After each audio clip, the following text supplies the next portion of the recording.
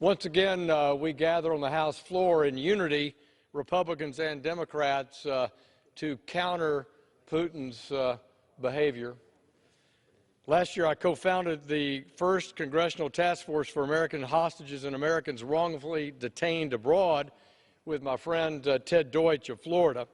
I want to thank Representative Stevens for being one of the first members of that task force, and that's why I rise in strong support of my friend Haley Stevens' resolution, which calls for the release of Paul Whelan, who is in fact unjustly imprisoned in Russia. We've heard today in the debate some of the details of Paul's arrest and nearly 2 years in pretrial detention, with evidence publicly presented justifying wrongdoing. All parts of our government, especially the members of Congress who directly represent the families of those held hostage or wrongfully detained, must engage with friends and enemies alike to ensure that Americans in situations like Paul Whelan's are expeditiously brought home.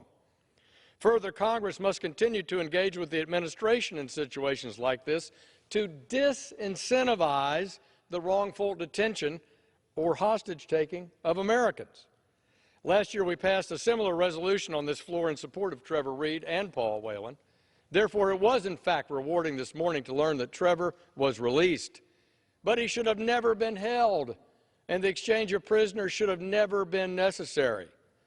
But today, Mr. Speaker, on a combined basis, Republicans and Democrats, let us issue a message to Paul Whelan. We have not forgotten you. And let this message be clear that countries that engage in political hostage-taking must stop the disgraceful practice and be held accountable. I urge all my colleagues to support Representative Stevens' resolution, and I yield back.